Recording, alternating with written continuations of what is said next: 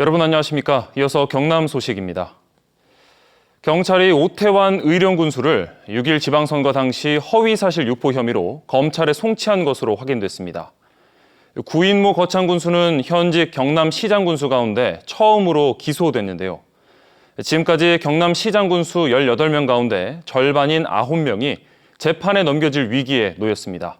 보도에 김소영 기자입니다. 경남경찰청이 오태환 의령군수를 공직선거법 위반 혐의로 검찰에 송치한 것으로 KBS 취재 결과 확인됐습니다. 지난 8월 말 고소장을 토대로 경찰이 수사에 착수한 지 2달 만입니다. 경찰은 오 군수에 대해 6일 지방선거 당시 허위 사실을 유포한 혐의를 적용한 것으로 알려졌습니다. 당시 오 후보가 법원으로부터 성추행 혐의 재판 등으로 국민의힘 공천 효력을 중단하는 판단을 받았는데도 자신이 공천에 문제가 없는 것처럼 발언한 데 대해 일부 혐의점이 있다고 결론 내린 겁니다. 현직 단체장 가운데 처음으로 구인모 거창군수가 공직선거법 위반으로 기소됐습니다. 구 군수는 6일 지방선거를 앞둔 올해 초 현직 공무원의 자격으로 선거운동을 할 수 없는데도 SNS에 지지도를 발표한 혐의를 받고 있습니다. 현재 6일 지방선거와 관련해 공직선거법이나 정치자금법 위반 등의 혐의로 검찰에 송치된 단체장은 의령과 하동, 창녕, 거창군수 모두 4명입니다. 산청과 함양, 남해군수 역시 경찰 수사가 마무리 단계에 접어들면서 조만간 송치 여부가 결정될 것으로 보입니다. 또 검찰이 홍남표 창원시장과 박종우 거제시장을 수사하는 등 경남의 시군 단체장 18명 가운데 9명이 재판에 넘겨질 위기에 놓였습니다. 수사 선상에 오른 시군 단체장 가운데 실제 몇 명이 재판에 넘겨질지 검찰의 최종 판단 시한이 20여일밖에 남지 않았습니다. KBS 뉴스 김소영입니다.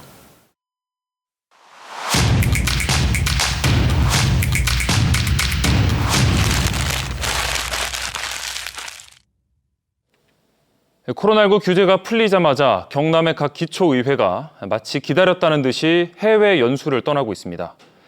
KBS가 연수 일정표를 살펴보니 여행사 관광상품과 똑같은 데다 심의위원들조차도 외유성에 가깝다며 만류한 것으로 확인됐습니다. 심층기획팀 윤경재 기자입니다. 양산시의회가 지난달 중순 다녀온 미국 서부 연수 일정표입니다. 7박 9일 가운데 사흘 정도 노인복지관과 폐기물 매립장 등 견학 빼고는 일정 절반이 관광지 일색입니다.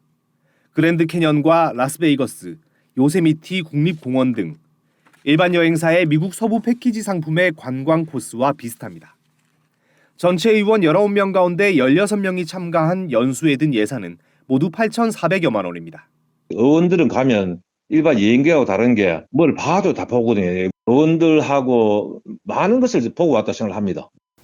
양산시의회가 연수를 떠나기 전 열린 국외출장 심의위원회의 심의를 보면 이번 연수가 얼마나 외유성이 짙은지 더욱 여실히 드러납니다. 미국 연수 출발 2주 전 외부위원 7명이 참석한 가운데 열린 심의위원회 회의록입니다. 일정이 너무 관광지다. 관광지가 너무 많으니 외유성이 아닌 일하러 가는 형태로 일정표를 바꿔라. 그냥 관광지여서 일정표를 바꾸기조차 어렵다는 말까지 나옵니다. 하지만 의회는 심의위원회가 열리기도 전에 여행사 예약을 끝낸 상황이었습니다.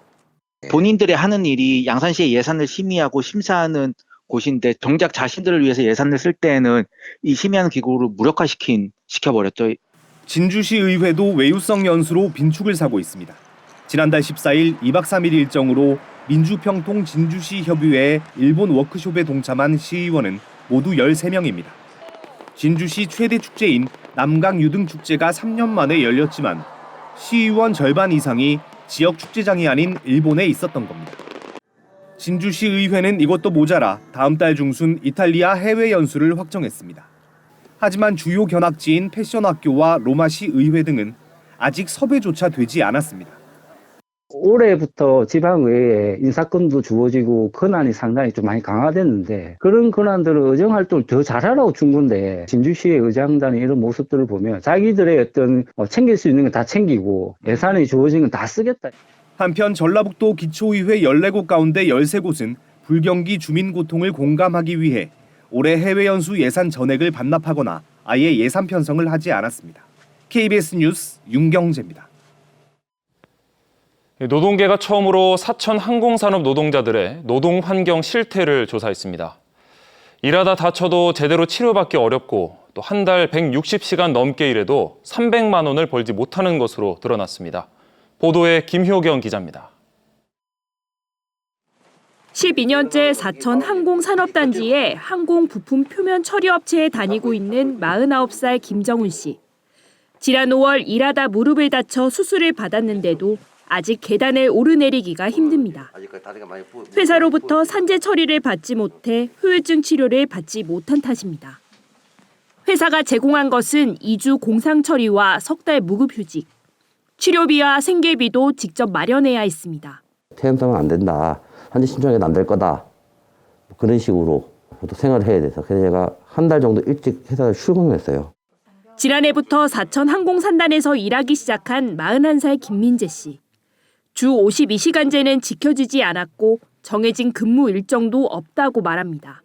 일요일까지 자기들 마음대로 조를 짜가지고 너 출근해 이렇게 어쩔 수 없이 돌아가면서 전부 다 출근한 거고 62시간씩 막 이랬었어요. 민주노총 사천지부가 사천 항공산업 노동자 179명을 조사한 결과 10명 가운데 2명은 법정 근로 시간인 주 52시간 넘게 일하는 것으로 나타났습니다. 주 40시간 넘게 일해도 10명 가운데 6명은 월급이 300만 원도 되지 않는 것으로 집계됐습니다. 일하다 다쳤을 경우 처리 절차도 열악했습니다. 일하다 다친 노동자 48명 가운데 절반에 가까운 20명은 회사가 치료비를 지급해 자체 처리하거나 산재 신청을 하지 못하게 해 산재 신청을 하지 못한 것으로 조사됐습니다. 또 출산휴가나 육아휴직이 지켜지지 않고 근로계약서를 받지 못하는 등 노동법 위반 사례도 일부 확인됐습니다. 노동부를 통해서 이쪽 항공산단을 대상으로 특표 근로 감독을 요청을 해서 최소한의 법에서 정하고 있는 기준들은 지켜질 수 있도록 노동계는 사천시와 협의해 생활임금 기준을 정하는 등 항공 노동자의 임금을 보장하는 방법도 추진할 계획입니다. KBS 뉴스 김효경입니다. 오늘도 하루 사이 기온 변화가 심하겠습니다. 대부분 지역 아침보다 기온이 오르기는 했지만 낮에는 지금 이 시간을 기준으로도 10도 이상 차이가 나겠는데요. 건강 상하지 않도록 관리 잘 해주셔야겠습니다. 오늘은 고기압의 영향권 아래 맑은 하늘 보실 수 있겠습니다. 반면 미세먼지는 보통 수준이 예상됩니다. 현재 기온도 어제 같은 시각과 거의 비슷합니다. 김해와 창원, 양산과 거제가 10도, 통영 11도를 나타내고 있고요. 낮 기온은 21도 안팎으로 어제 정도라고 생각하시면 되겠습니다. 서부 지역은 진주와 하동, 사천이 6도, 남해 10도에 머물러 있습니다. 한낮에는 거창과 합천, 진주와 사천이 20도가 전망됩니다. 오늘은 바람도 물결도 잔잔하겠고요. 해상의 하늘도 맑겠습니다. 토요일과 일요일 사이 전국에 비가 내리겠고 이후로는 기온이 뚝 떨어지겠습니다. 기상정보였습니다. 밀양경찰서는 환자 31명에게 치조골 이식술을 한 것처럼 허위 진료 확인서를 발급해준 혐의로 30대 치과 의사를 검찰에 송치했습니다. 이들 환자는 이 확인서를 토대로 보험사로부터 약 7,300여만 원을 허위 수령한 혐의를 받고 있습니다. 거제경찰서도 치조골 이식술 허위 진료 확인서로 보험금 4,700여만 원을 타낸 혐의로 50대 치과 의사와 환자 29명을 검찰에 송치했습니다. 진주시가 지난 5월 문을 닫은 남성당 한약방 건물을 사들여 보존하기로 했습니다. 진주시는 현재 건물 매입 절차에 들어갔으며 1층 한약방은 그대로 보존하고 2층과 3층은 역사 교육 공간 등으로 활용할 계획이라고 밝혔습니다. 남성당 한약방은 김장하 전 남성문화재단 이사장이 50년 동안 운영했으며 지역 인재 육성을 위한 사회공헌 사업을 진행했습니다. 지난달 한국의 선박 수주량이 중국에 크게 밀린 것으로 나타났습니다. 영국의 조선해운시황 분석기관 클락슨 리서치에 따르면 지난달 전 세계 선박 발주량 가운데 한국은 42%를 수주해 53%를 수주한 중국에 크게 뒤졌습니다.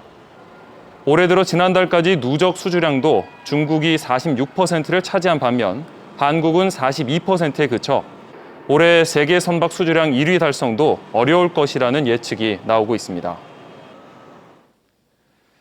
경상남도 사회 대통합위원회 출범이 가시화되고 있습니다. 도의회 기획행정위원회는 어제부터 사회 대통합위원회 기능과 위원 구성, 분과위원회 등에 대한 내용을 담은 조례안의 심의 절차를 밟고 있습니다.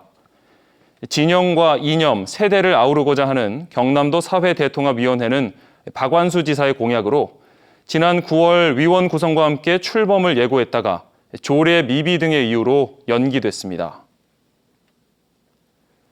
경상남도 특별사법경찰이 오는 17일 대학 수학능력 시험을 앞두고 초콜릿과 과자 등 수능 선물에 들어가는 식품 안전을 단속합니다.